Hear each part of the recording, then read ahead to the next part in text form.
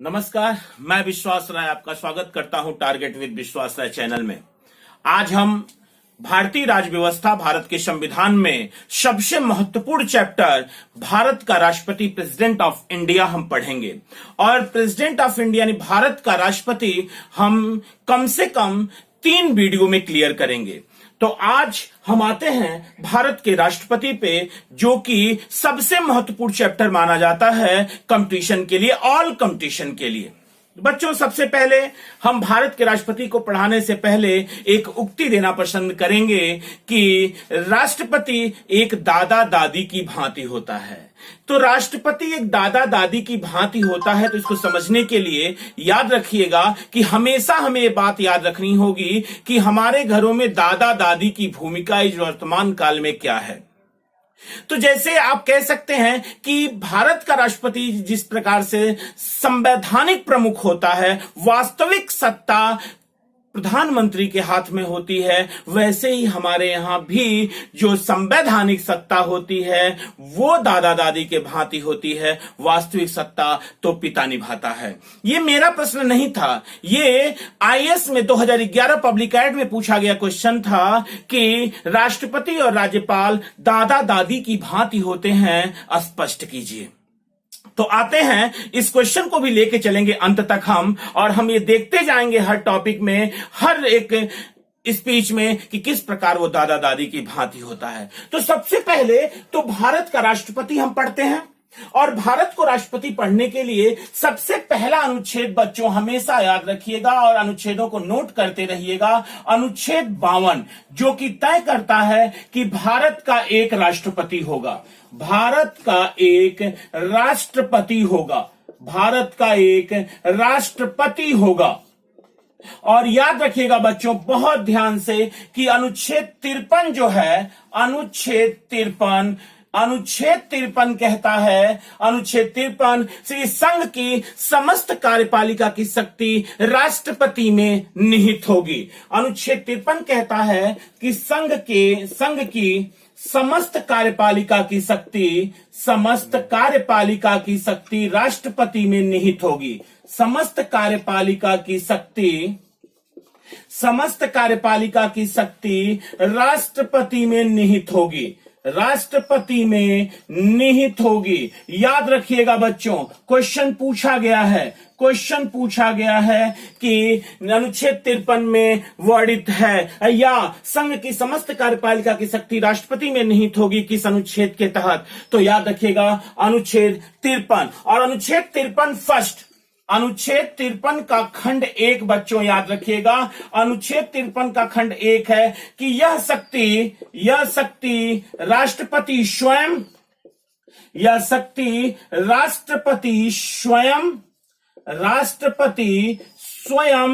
या अपने अधिकारियों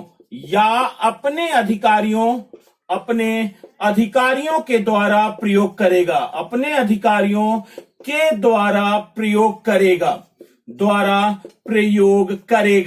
याद रखिएगा बच्चों, अनुच्छेद 53 का खंड 1 कहता है कि जो संघ की समस्त कार्यपालिका की शक्ति राष्ट्रपति में निहित होगी, यह शक्ति राष्ट्रपति स्वयं या अपने पदाधिकारियों के माध्यम से इस शक्ति का प्रयोग करेगा। और एक चीज और अनुच्छेद में इसी के तहत हम वर्णित करेंगे कि अनुच्छेद 53 का खंड 2 कहता है कि राष्ट्रपति तीनों सेनाओं का सेनापति होगा। यानी राष्ट्रपति, याद रखिएगा, राष्ट्रपति तीनों सेनाओं का सेनापति होगा,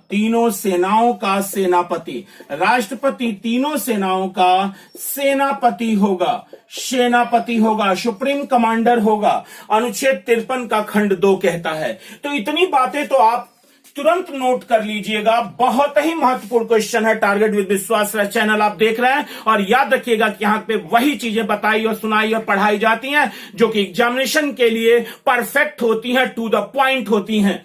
अनुच्छेद 52 कहता है कि भारत का एक राष्ट्रपति होगा। अनुच्छेद 53 का कहता है कि संघ की समस्त कार्यपालिका राष्ट्रपति में निहित होगी। और अनुच्छेद 53 का खंड 1 कहता है कि वह शक्ति राष्ट्रपति स्वयं या अपने पदाधिकारियों के माध्यम से इसे संचालित करेगा। और अनुच्छेद 53 का खंड 2 कहता है कि राष्ट्रपति तीनों सेनाओं का सेनापति होगा, यानी थल, जल और वायु तीनों सेनाओं का सुप्रीम कमांडर होगा।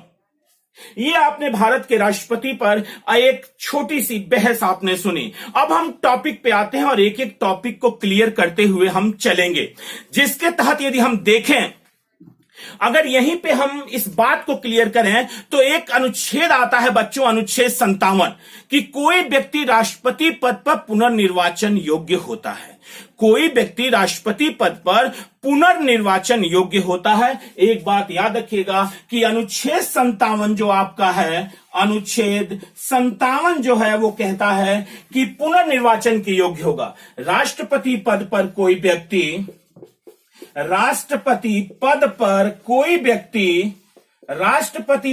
कोई व्यक्ति री-इलेक्शन हो सकता है, पुनर्निर्वाचन के योग्य होगा, पुनर्निर्वाचन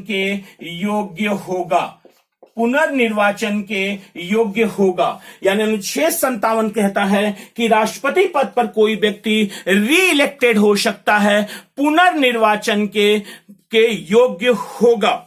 आते हैं अब टॉपिक पे। अब हम योग्यता देखेंगे, आप इसे नोट कर सकते हैं। फिर से एक बार मैं रिवीजन करूंगा। अनुच्छेद 52 भारत का एक राष्ट्रपति होगा। अनुच्छेद 53 संघ की समस्त कार्यपालिका की शक्ति राष्ट्रपति में निहित होगी। अनुच्छेद 53 का खंड 1 कहता है शक्ति राष्ट्रपति स्वयं या अपने पदाधिकारियों के द्वारा प्रयोग करेगा। अनुच्छेद 53 का खंड 2 कहता है कि राष्ट्रपति तीनों सेनाओं का सेनापति होगा। और अनुच्छेद 57 कहता है राष्ट्रपति पद पर कोई व्यक्ति पुनर्निर्वाचन के योग्य होगा, यानी वो एक या एक से अधिक बार भी री इलेक्ट हो सकता है, चुना जा सकता है। जैसे हमारे प्रथम राष्ट्रपति doctor Rajendra Prasad 2 bar president of India रहे। आते हैं टॉपिक पे। अगर इसका स्क्रीनशॉट लेना चाहें तो आप स्क्रीनशॉट ले सकते हैं।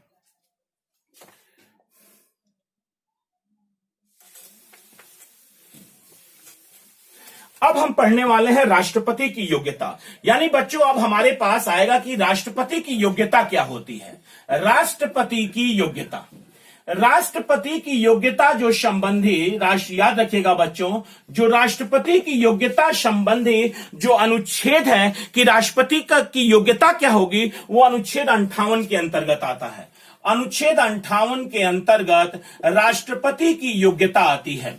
यानी राष्ट्रपति की योग्यता क्या होनी चाहिए, यानी जो व्यक्ति राष्ट्रपति पद के लिए आना चाहता है उसके पास क्या क्या क्वालिफिकेशन यानी क्या क्या क्वालिटीज होनी चाहिए। तो याद रखिएगा बच्चों कि पहला तो वो कि वो भारत का नागरिक हो। याद रखिएगा बच्चों, बहुत महत्वपूर्ण है, भारत का नागरिक हो। दूसरा, न्यूनतम आयु 35 वर्ष हो। न्यूनतम आयु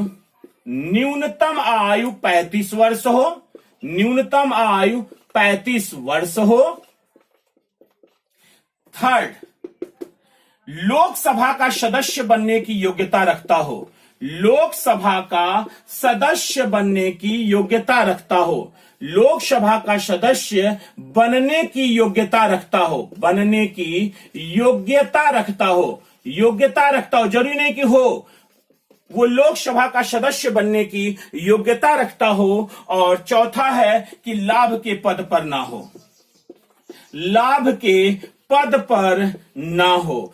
एक बात और, क्वेश्चन कई बार पूछा है यहां से। पहले तो आता है राष्ट्रपति की योग्यता। आपका आर्टिकल 58 है, अनुच्छेद 58 राष्ट्रपति की योग्यता पर बहस करता है। और आपको बताएं कि भारत का नागरिक हो। पहला तो यही कि वो भारत का नागरिक हो। दूसरा, न्यूनतम आयु 35 वर्ष हो। न्यूनतम आयु उसकी जो हो वो 35 वर्ष हो। और तीसरा, लोकसभा का सदस्य बनने की योग्यता रखता हो। और चौथा, लाभ के पद पर ना हो। तो अब आपसे क्वेश्चन पूछता है बच्चों, याद रखिएगा कि निम्नलिखित में से कौन सा पद लाभ का पद नहीं है। तो याद रखिएगा कौन सा पद संविधान में लाभ का पद नहीं है। और इसे हमेशा के लिए नोट कर लीजिएगा कि निम्नलिखित में से कौन सा पद लाभ का पद नहीं माना जाता। तो याद रखिएगा बच्चों, राष्ट्रपति का पद लाभ का पद नहीं माना जाता। दूसरा, राज्यपाल का पद भी लाभ का पद नहीं। राज्यपाल से पहले हम उपराष्ट्रपति को ले लें। उपराष्ट्रपति का पद भी लाभ का पद नहीं है। और तीसरा कि राज्यों के राज्यपाल राज्यों के राज्यपाल इनका पद भी लाभ का पद नहीं माना जाता। और संघ एवं राज्य के मंत्री, संघ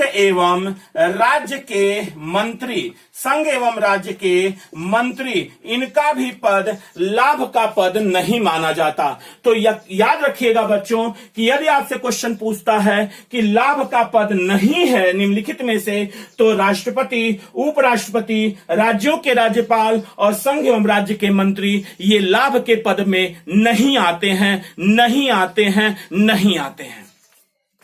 तो यह आपसे यदि क्वेश्चन पूछता है कि राष्ट्रपति की योग्यता किस अनुच्छेद में दी गई वर्णित है, आप कहेंगे राष्ट्रपति की योग्यता जो है वो अनुच्छेद 58 में वर्णित है कि राष्ट्रपति की निम्नलिखित में से कौन सी योग्यता होनी चाहिए।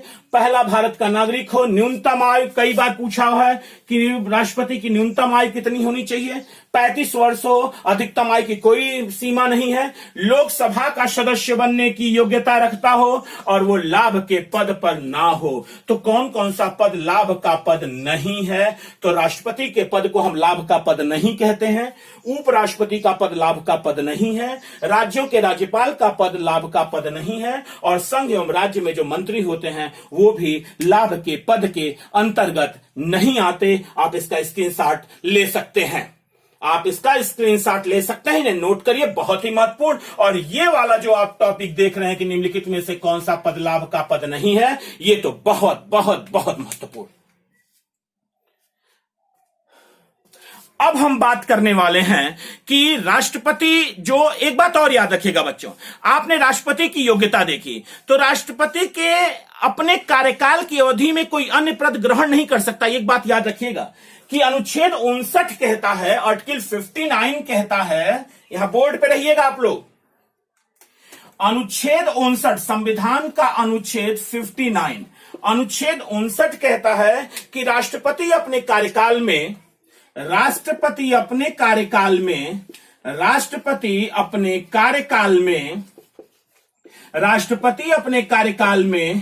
कोई अन्य पद ग्रहण नहीं कर सकता, कोई अन्य पद ग्रहण नहीं कर सकता। एक बात याद रखिएगा, बहुत ही महत्वपूर्ण क्वेश्चन, तैयार रहिए सभी एग्जामिनेशनों के लिए। और अनुच्छेद 59 कहता है कि राष्ट्रपति अपने कार्यकाल में कोई अन्य पद ग्रहण नहीं कर सकता, यानी वो केवल और केवल प्रेसिडेंट ऑफ इंडिया ही रहता है, वो अन्य पद नहीं ले सकता अपने कार्यकाल में। याद रखिएगा किस अनुच्छेद में, आर्टिकल 59 में। अब हम बात करेंगे इनके, चूंकि राष्ट्रपति की योग्यता हो गई, अब आते हैं हम कि राष्ट्रपति का निर्वाचक मंडल क्या होगा। एक चीज और ध्यान रखिएगा बच्चों कि राष्ट्रपति की योग्यता, आपने कहा भारत का नागरिक हो, न्यूनतम आयु 35 वर्ष हो, लोकसभा का सदस्य बनने की योग्यता रखता हो और लाभ के पद पर ना हो। निम्नलिखित में से कौन सा लाभ का पद नहीं है? तो ये 4 पद लाभ के पद नहीं माने जाते हैं, राष्ट्रपति, उपराष्ट्रपति, राज्यों के राज्यपाल, संघ एवं राज्य के मंत्री। अनुच्छेद 59 आपने देखा, राष्ट्रपति अपने कार्यकाल में कोई अन्य पद ग्रहण नहीं कर सकता, कोई अन्य पद ग्रहण नहीं कर सकता। और एक बात और याद रखिएगा बच्चों, एक बात और याद रखिएगा कि जो इसका प्रत्याशी होता है, जो राष्ट्रपति का प्रत्याशी होगा, राष्ट्रपति पद के लिए जो प्रत्याशी होगा, यानी जो चुनाव लड़ना चाहता है, जो प्रत्याशी है, उसके लिए क्या क्या भूमिका होनी चाहिए, थोड़ी सी हम चर्चा कर लें कि यदि राष्ट्रपति पद के प्रत्याशी के लिए कैसे वो प्रत्याशी बनेगा। क्या हम आप बन सकते हैं? क्या हम और आप राष्ट्रपति पद के लिए प्रत्याशी बन सकते हैं, या जो मन करे सो बन सकता है? नहीं, कुछ कंडीशन होती हैं। वो कंडीशन क्या क्या हैं, आइए देखते हैं बच्चों की वो कंडीशन क्या हैं। तो पहली कंडीशन तो ये है कि निर्वाचक जो मंडल है, इसका निर्वाचक मंडल जो इसका है, अभी हम पढ़ाएंगे, उसमें से 50 सदस्य प्रस्तावक प्लस 50 सदस्य अनुमोदक होने चाहिए। 50 सदस्य अनुमोदक होने चाहिए, यानी 50 सदस्य प्रस्तावक हों और 50 सदस्य अनुमोदक हों, अप्रूव करें। और साथ ही साथ जो जमानत राशि होगी, वो जमानत राशि 15,000 रुपए होगी। जो जमानत राशि होगी वो इनकी 15,000 रुपए होगी, यानी निर्वाचक मंडल में से 50 सदस्य प्रस्तावक हों, 50 सदस्य अनुमोदक हों, तो ये प्रत्याशी बन सकता है। और 15,000 की इसको जमानत राशि देनी पड़ेगी, 15,000 की जमानत राशि देनी पड़ेगी। अच्छा, तो बात हमने कर ली निर्वाचक मंडल की, तो आइए देख लेते हैं कि राष्ट्रपति के निर्वाचक मंडल में कौन कौन लोग सम्मिलित हैं। तो याद रखिएगा बच्चों, अनुच्छेद 54, अनुच्छेद जो 54 है, अनुच्छेद 54 वो राष्ट्रपति का निर्वाचक मंडल है। राष्ट्रपति का, बहुत ही महत्वपूर्ण क्वेश्चन, राष्ट्रपति का निर्वाचक मंडल है। निर्वाचक मंडल कहने का मतलब कि कौन कौन लोग राष्ट्रपति के चुनाव में भाग लेंगे। तो राष्ट्रपति का निर्वाचक मंडल अनुच्छेद 54 है, और अनुच्छेद 54 जो राष्ट्रपति का निर्वाचक मंडल है, उस निर्वाचक मंडल में कौन कौन लोग सम्मिलित हैं। तो आइए देखते हैं कि राष्ट्रपति के निर्वाचक मंडल में कौन कौन लोग सम्मिलित हैं। तो पहला कौन सम्मिलित है कि संसद के दोनों सदनों के, लोकसभा और राज्यसभा के निर्वाचित सदस्य, लोकसभा और राज्यसभा के राज्यसभा के निर्वाचित सदस्य, याद रखिएगा बच्चों, मनोनीत नहीं, निर्वाचित सदस्य ही भाग लेते हैं, लोकसभा और राज्यसभा के निर्वाचित सदस्य। और दूसरा सभी राज्यों की विधानसभाओं के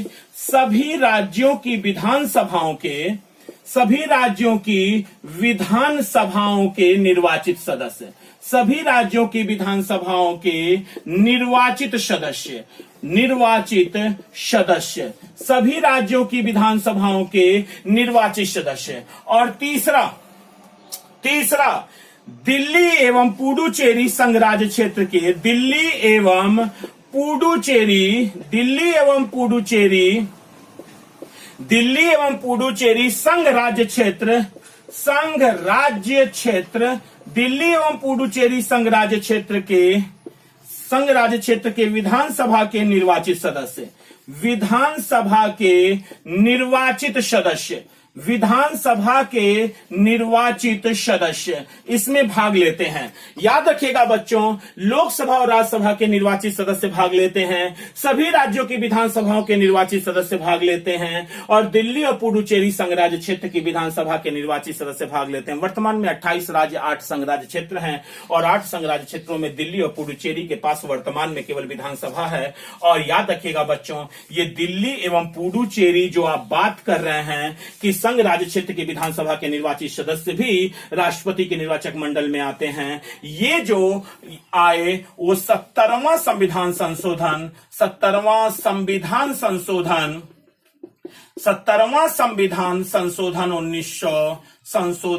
1991, यानी 17वें संविधान संशोधन 1991 के द्वारा दिल्ली एवं पुडुचेरी संघ राज्य क्षेत्र के विधानसभाओं के निर्वाचित सदस्यों को इसमें भाग लेने की राष्ट्रपति के निर्वाचक मंडल में शामिल कर लिया गया। यानी राष्ट्रपति के निर्वाचक मंडल में दिल्ली और पुडुचेरी संघ राज्य क्षेत्र की विधानसभाओं को कब शामिल किया गया? आपका आंसर होता है 17वां संविधान संशोधन 1991।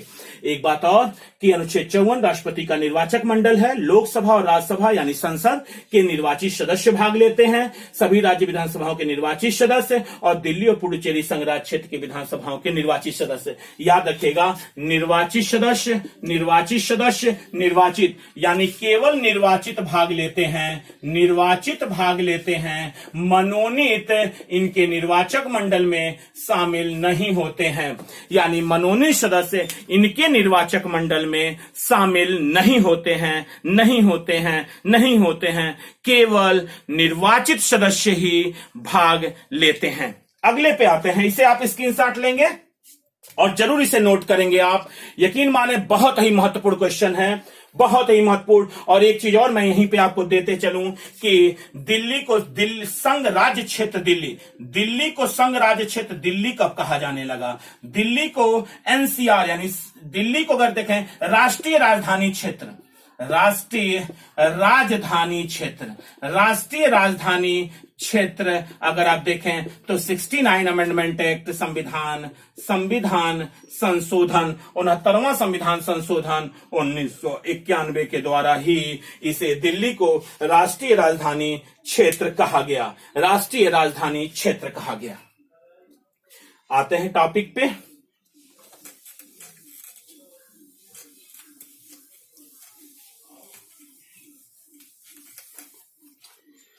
अब निर्वाचक राष्ट्रपति का प्रत्याशी भी तैयार है, राष्ट्रपति का निर्वाचक मंडल भी तैयार है।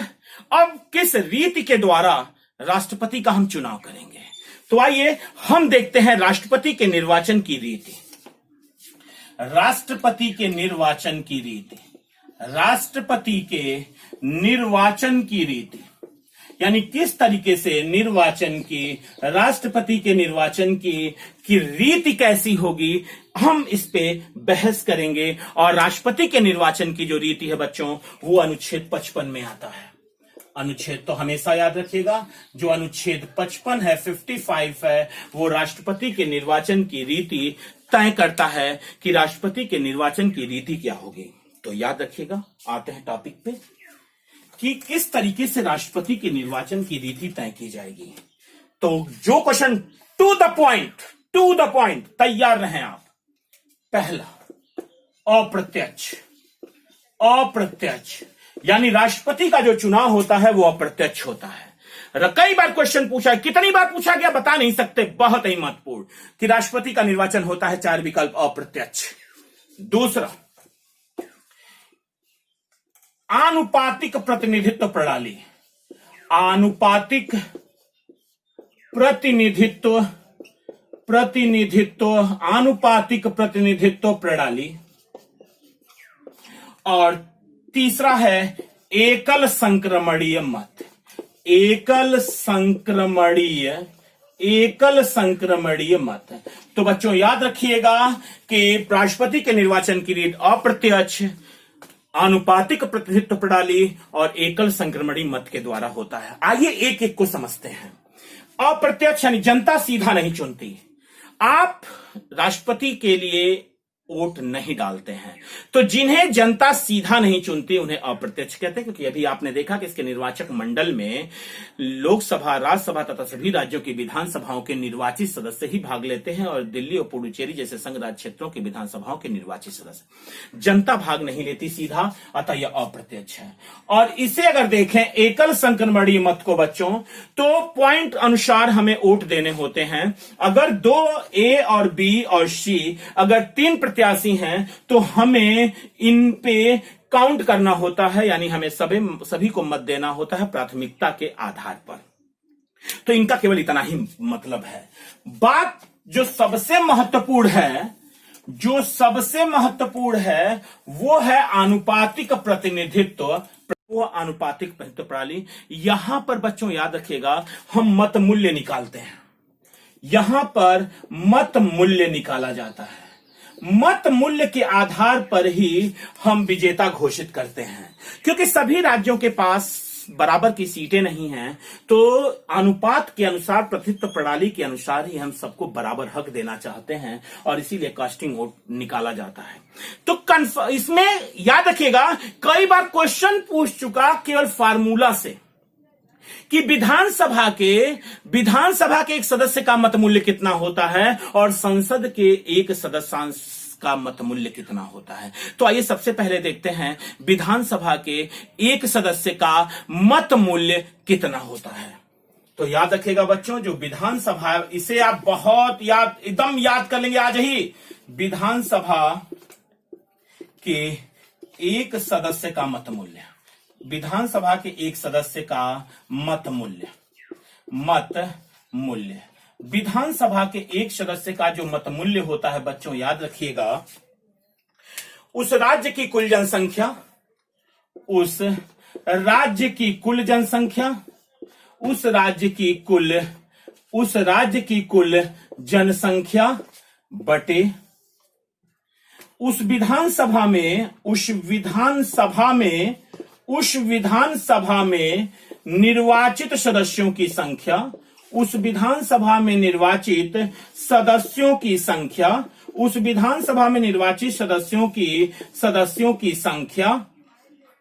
संख्या और गुणे 1/1000।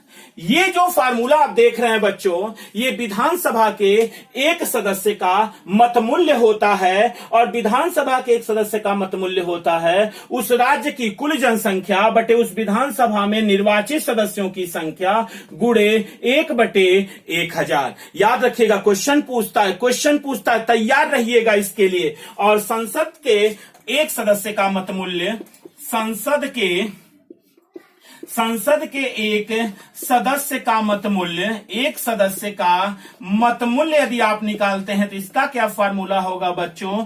संसद के एक सदस्य का मत मूल्य सभी राज्यों की विधानसभाओं के मत मूल्यों का योग, सभी राज्यों की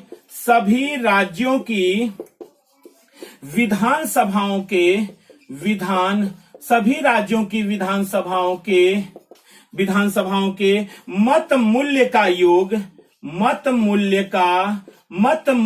योग अब बटे संसद में निर्वाचित सदस्यों की संख्या, संसद में निर्वाचित सदस्यों की कुल संख्या, संसद में निर्वाचित सदस्यों की कुल संख्या, सदस्यों की कुल संख्या। याद रखिएगा बच्चों, ये आपका फार्मूला हुआ विधानसभा के एक सदस्य का मत मूल्य और संसद के एक सदस्य का मत मूल्य का। ये विधानसभा का और ये जो आप देख रहे हैं वो संसद के एक सदस्य का मत मूल्य का फार्मूला हुआ। पुनः हम रिपीट करना चाहेंगे कि राष्ट्रपति के निर्वाचन की जो रीति है वो 3 होती है। अप्रत्यक्ष होती है, अप्रत्यक्ष, एकल संक्रमणीय मत और आनुपातिक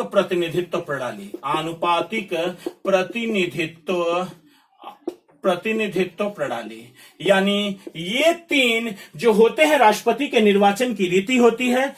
अप्रत्यक्ष यानी सीधा जनता नहीं चुनती, एकल संक्रमणीय मत यानी हम प्राथमिकता के आधार पर वोट देते हैं, और अनुपातिक प्रतिनिधित्व प्रणाली का मतलब मत मूल्य पे निकाला जाता है। और विधानसभा के एक सदस्य का जो मत मूल्य होता है उस राज्य की कुल जनसंख्या बटे उस विधानसभा में निर्वाचित सदस्यों की संख्या गुणे 1/1000, और संसद के एक सदस्य का मत मूल्य बराबर सभी राज्यों की विधानसभाओं के मत मूल्य का योग बटे संसद में निर्वाचित सदस्यों की कुल संख्या होती है। और एक बात और याद रखिएगा बच्चों, एक बात और, इसे आप चाहें तो आप स्क्रीनशॉट ले सकते हैं, इसे अपनी कॉपी में नोट करेंगे।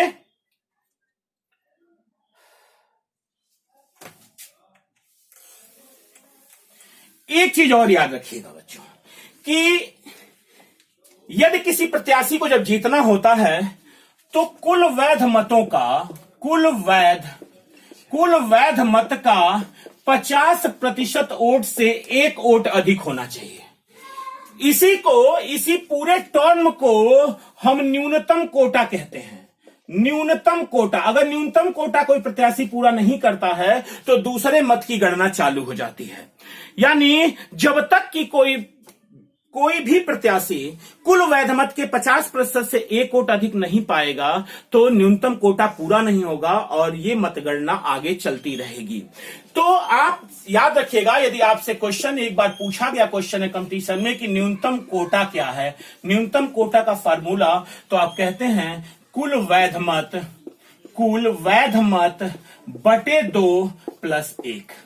कुल वैध मत बटे 2 + 1 यानी कुल वैध मतों के 50% बटे 2 का मतलब 50% + 1 यानी 1 वोट अधिक हो जाएगा। तो इसी को हम न्यूनतम कोटा कहते हैं। न्यूनतम कोटा, हम इसी को न्यूनतम कोटा कहते हैं। आते हम अनुच्छेद 56 पे, यानी इनकी पदावधि क्या होगी।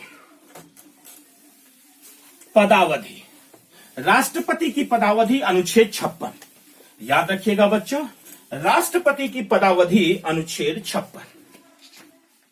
राष्ट्रपति की पदावधि, राष्ट्रपति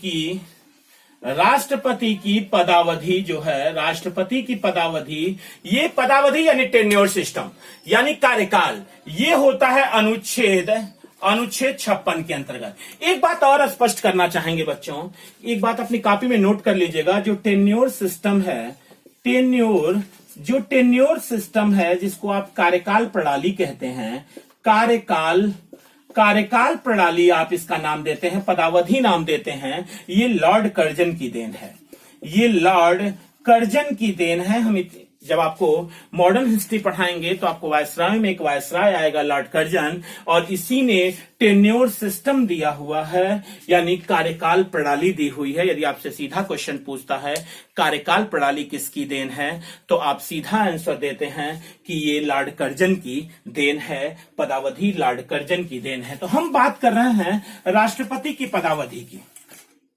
राष्ट्रपति की पदावधि जो होती है बच्चों, याद रखिएगा, वो 5 वर्ष होती है। राष्ट्रपति की पदावधि जो होती है वो 5 वर्ष है, और 5 वर्ष के अंदर वह अपना त्यागपत्र, याद रखिएगा बहुत महत्वपूर्ण, त्यागपत्र उपराष्ट्रपति को देता है, उपराष्ट्रपति को देता है। जो त्यागपत्र है वो अपना त्यागपत्र उपराष्ट्रपति को देता है। और एक बात और याद रखिएगा बच्चों, उपराष्ट्रपति का कर्तव्य है कि वह इसकी तत्काल सूचना, वह इसकी, क्वेश्चन पूछा गया है पीसीएस में, वह इसकी तत्काल सूचना लोकसभा अध्यक्ष को देता है, लोकसभा अध्यक्ष को देता है, लोकसभा अध्यक्ष को देता है, लोकसभा अध्यक्ष को देता है। और दे भी क्यों ना, क्योंकि अनुच्छेद 75 का खंड 3 ये कहता है कि प्रधानमंत्री सहित पूरी मंत्रिपरिषद लोकसभा के प्रति उत्तरदायी होती है।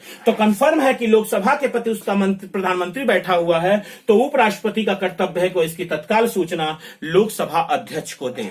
और पदावधि के द्वारा अगर हम देखें तो अनुच्छेद 61 जो है बच्चों, याद रखिएगा, अनुच्छेद 61 राष्ट्रपति के ऊपर महाभियोग की प्रक्रिया है। जो अनुच्छेद 61 है वो राष्ट्रपति के ऊपर महाभियोग की प्रक्रिया है। इसके द्वारा भी राष्ट्रपति का पद समाप्त हो जाता है। राष्ट्रपति के ऊपर, ध्यान दीजिएगा, राष्ट्रपति के ऊपर महाभियोग की प्रक्रिया है, राष्ट्रपति के ऊपर महाभियोग की प्रक्रिया। तो थोड़ा सा इसको भी ध्यान दे दीजिएगा कि अनुच्छेद 61 राष्ट्रपति के ऊपर महाभियोग की प्रक्रिया है। और राष्ट्रपति के ऊपर जो महाभियोग आता है बच्चों, याद रखिएगा, वो संसद के किसी भी सदन में लाया जा सकता है, संसद के किसी भी सदन में, संसद के किसी भी सदन में लाया जा सकता है, सदन में लाया जा सकता है, लाया जा सकता है, संसद के किसी भी सदन में लाया जा सकता है। दूसरा कि इसका कारण क्या होगा, कारण भी स्पष्ट है बच्चों। इसका महत्वपूर्ण कारण होगा कि संविधान का अतिक्रमण, यदि राष्ट्रपति संविधान का अतिक्रमण करे, संविधान का अतिक्रमण, यदि एक ही मात्र कारण है कि राष्ट्रपति के ऊपर महाभियोग की प्रक्रिया लाई जाएगी यदि संविधान का वो अतिक्रमण करता है तो। और एक बात और याद रखिएगा बच्चों कि इसके प्रस्ताव पर 1/4 सदस्यों का हस्ताक्षर, 1/4 सदस्यों का हस्ताक्षर होना चाहिए। जहां पर यह प्रस्ताव लाया जा रहा है वहां पर 1/4 सदस्यों का हस्ताक्षर होना चाहिए। और एक चीज और याद रखिएगा बच्चों कि राष्ट्रपति को इसकी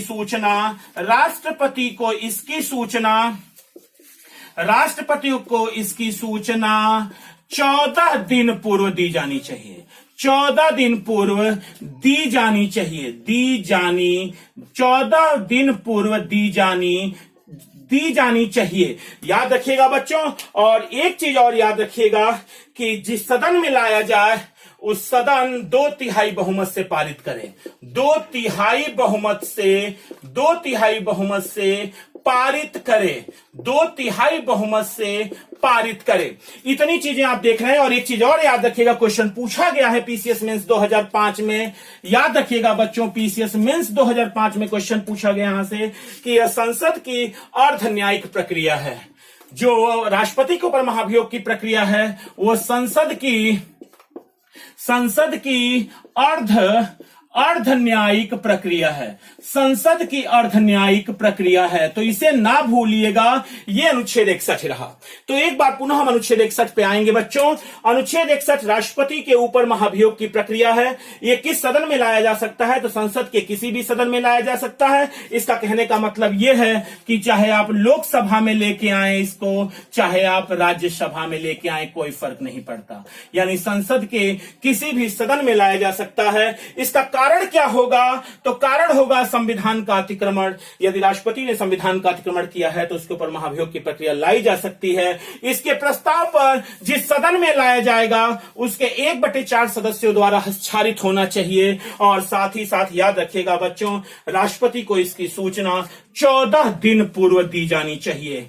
कितने दिन? क्वेश्चन पूछता है कितने दिन पूर्व दी जानी चाहिए? आंसर होता है 14 दिन पूर्व दी जानी चाहिए। और क्वेश्चन पूछता है कितने से इसे पारित करना होगा? तो जिस सदन में लाया जाएगा उसे 2/3 बहुमत से पारित करें, फिर वो दूसरा सदन भी 2/3 बहुमत से पारित करे, तो महाभियोग की प्रक्रिया पूर्ण मान ली जाएगी और राष्ट्रपति को अपना पद छोड़ना होगा।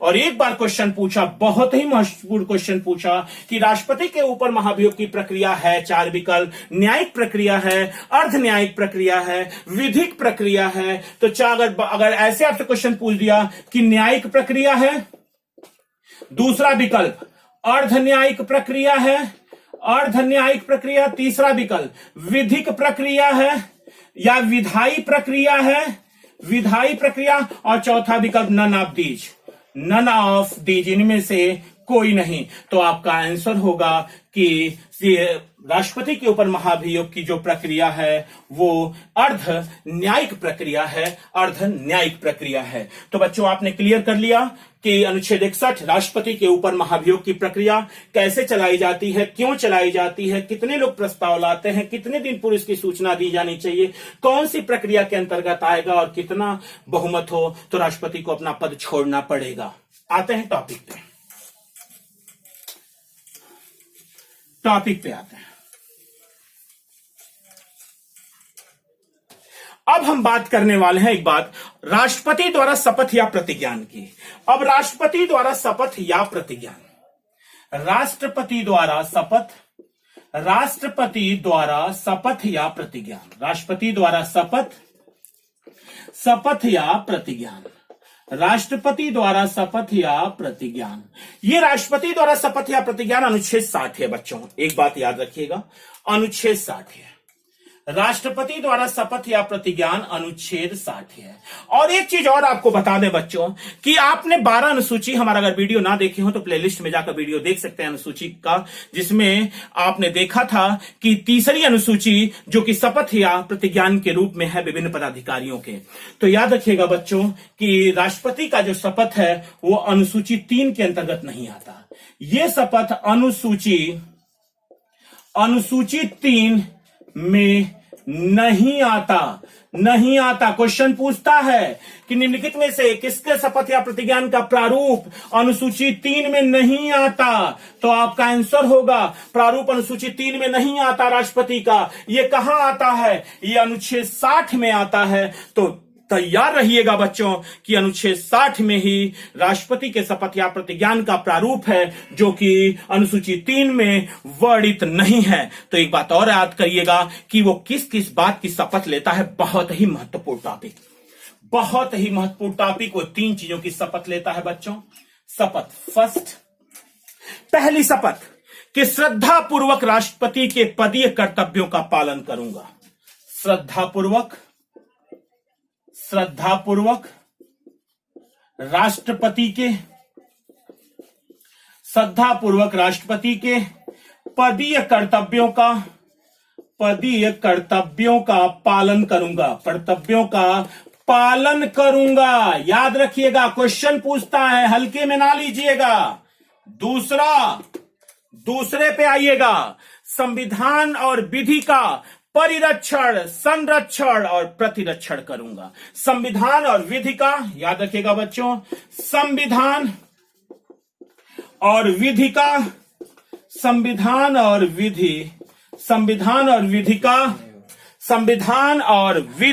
संविधान और विधि का, संविधान और विधि का परिरक्षण, प्रिजर्वेशन, परिरक्षण, परिरक्षण, परिरक्षण, संरक्षण और प्रतिरक्षण, परिरक्षण, संरक्षण और प्रतिरक्षण करूंगा, प्रतिरक्षण करूंगा, संरक्षण, प्रतिरक्षण, परिरक्षण, संरक्षण और प्रतिरक्षण करूंगा, करूंगा। यानी preserve, protect and defend, preserve, preserve, protect, defend. यानी बच्चों याद रखिएगा कि तीन चीजें वो कहता है, शपथ लेता है। याद रखिएगा, क्वेश्चन पूछता है कि संविधान और विधि का क्या करेगा, परिरक्षण करूंगा, संरक्षण करूंगा, प्रतिरक्षण करूंगा। यानी प्रिजर्व करूंगा, प्रोटेक्ट करूंगा एंड डिफेंड करूंगा। और तीसरा, भारत की जनता की सेवा और कल्याण में निरत रहूंगा।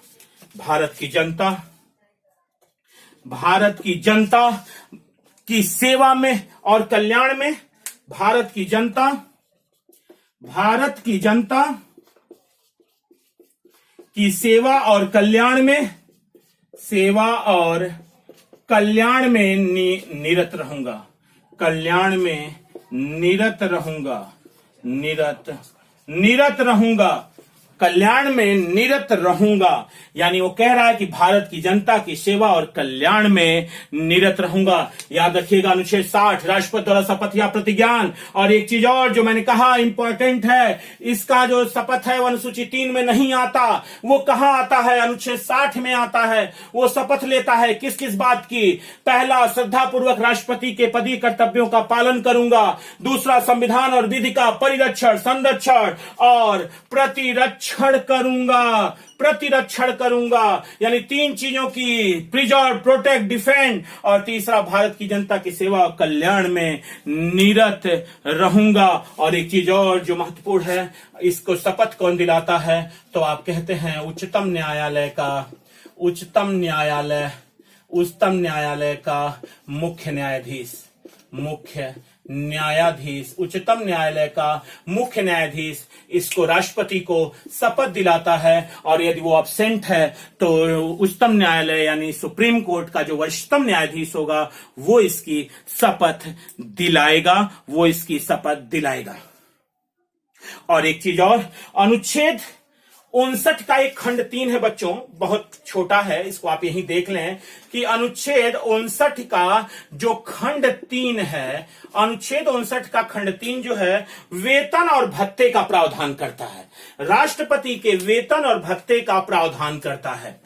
राष्ट्रपति के वेतन और भत्ते का, राष्ट्रपति के वेतन और भत्ते का प्रावधान करता है। और याद रखिएगा, संशोधन अधिनियम 2018 के तहत, राष्ट्रपति वेतन भत्ता अधिनियम के तहत इसका जो वेतन है वो 5 लाख रुपए, 5 लाख रुपए प्रतिमाह है, 5 लाख रुपए प्रतिमाह है। यानी राष्ट्रपति के क्वेश्चन यदि आपसे पूछ देता है कि राष्ट्रपति के वेतन एवं भत्ते का किस अनुच्छेद के तहत राष्ट्रपति के वेतन और भत्ते का निर्धारण होता है, तो आपका आंसर हो जाता है कि राष्ट्रपति के वेतन और भत्ते का निर्धारण अनुच्छेद 59 का खंड 3 करता है, खंड 3 करता है। और आप चाहें तो इसका स्क्रीनशॉट ले सकते हैं और आप इसे अपने नोट्स में जरूर डाल लेंगे। और लास्ट में हम चलने वाले हैं, यदि इसके चुनाव में कोई विवाद हो जाए, इसे स्क्रीनशॉट ले लें। यदि राष्ट्रपति के चुनाव में कोई विवाद हो जाए तो इसका निर्धारण यानी उसका न्याय कौन सुनाएगा? राष्ट्रपति के चुनाव संबंधी विवाद, राष्ट्रपति के चुनाव संबंधी विवाद, राष्ट्रपति के चुनाव संबंधी विवाद, राष्ट्रपति के चुनाव संबंधी विवाद। ये जो राष्ट्रपति के चुनाव संबंधी विवाद है वो अनुच्छेद 71 में है बच्चों, याद रखिएगा, हम जबान पे बैठा के रख लीजिएगा कि अनुच्छेद 71, अनुच्छेद 71 राष्ट्रपति के चुनाव संबंधी विवाद की चर्चा करता है। अनुच्छेद 71 जो है राष्ट्रपति के चुनाव संबंधी विवाद की चर्चा करता है और कहता है कि राष्ट्रपति के चुनाव संबंधी विवाद हो जाए तो इसका न्याय कौन करेगा? तो याद रखिएगा, चुनाव संबंधी विवाद का जो निपटारा है, निपटारा जो है, इसका निपटारा कौन करेगा? तो इसका निपटारा उच्चतम न्यायालय करेगा। उच्चतम न्यायालय करेगा। उच्चतम न्यायालय करेगा, क्योंकि यही संविधान का गार्जियन है। कई बार क्वेश्चन पूछता है कि संविधान का गार्जियन किसे कहते हैं, तो याद रखिएगा उच्चतम न्यायालय को ही बच्चों संविधान का गार्जियन कहते हैं, संरक्षक कहते हैं। तो राष्ट्रपति के चुनाव संबंधी विवाद का निपटारा उच्चतम न्यायालय में ही होगा। एक केस आया था बाबू 1957 में, डॉक्टर खरे बनाम इलेक्शन कमीशन ऑफ इंडिया। उसमें डॉक्टर खरे बनाम एक केस वाद आया हुआ है। याद रखिएगा, इस वाद को 1957 में आया था। ये वाद बहुत ही महत्वपूर्ण है विवाद के लिए कि डॉक्टर खरे बनाम election commission of India, election commission of India, doctor Khare बनाम इलेक्शन कमीशन ऑफ इंडिया 1957 में वाद आया था। और इसमें कहा गया था कि यदि निर्वाचक मंडल पूर्ण ना हो तो क्या राष्ट्रपति के निर्वाचन को वैध माना जाए? इसी समस्या का समाधान करने के लिए बच्चों एक बात याद रखिएगा आप कि 11वां संविधान संशोधन 1961 लाया गया। 11वां संविधान संशोधन 1961 लाया गया। 11वां संविधान संशोधन 1961 लाया गया बच्चों। इसमें कहा गया कि राष्ट्रपति के निर्वाचन की वैधता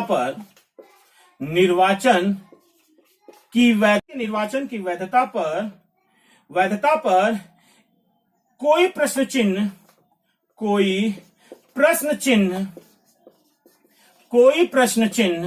नहीं खड़ा किया जा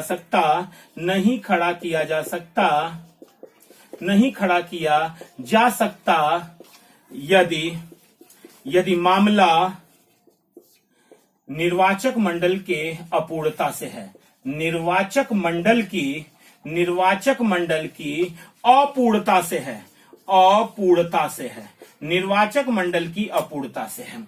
यानी 11वां संविधान संशोधन 1961 के तहत तय किया गया कि राष्ट्रपति के निर्वाचक मंडल की वैधता को चुनौती नहीं दिया जा सकता, वो भी ये कारण देके नहीं दिया जा सकता कि इसका निर्वाचक मंडल अपूर्ण है। 11वां संविधान संशोधन 1961 बहुत ही महत्वपूर्ण और राष्ट्रपति के चुनाव संबंधी विवाद का एक वाद जो कि बहुत ही महत्वपूर्ण। याद रखिएगा, डॉक्टर खरे बनाम election commission of India 1957, doctor Khare बनाम versus election commission of India 1957। और राष्ट्रपति के चुनाव संबंधी विवाद का एक हमारे पास आपके पास एक संविधान अमेंडमेंट एक्ट भी है। यह भी याद रखिएगा, 11वां संविधान संशोधन 1961 की राष्ट्रपति के निर्वाचन की वैधता पर कोई प्रश्न चिन्ह नहीं खड़ा किया जा सकता यदि मामला निर्वाचक मंडल की अपूर्णता से है तो कोई फर्क नहीं पड़ने वाला। जितने लोग निर्वाचक मंडल में हैं वही लोग राष्ट्रपति को चुन लेंगे। बच्चों, ये रहा पहला वीडियो और दूसरे वीडियो में है राष्ट्रपति की हम शक्तियों की बात करेंगे कि राष्ट्रपति की शक्तियां क्या क्या होती हैं। हम इस पर चर्चा करेंगे अपने अगले वीडियो में और आशा करेंगे कि आप सब्सक्राइब चैनल को करेंगे और बेल बटन भी दबाएंगे ताकि सही समय पर आपको सूचना दूसरे वीडियो की पहुंच सके। इसके साथ ही हमें महसूस है कि आपको वीडियो अच्छा लगा होगा, क्वेश्चन नहीं छूट के जाएंगे, ये भी मैं 100% आपसे वादा करता हूं। और साथ ही अगले वीडियो में हम पुनः आपसे मुलाकात होगी एक नए जोश के साथ। तब तक के लिए बहुत बहुत धन्यवाद। जय हिंद।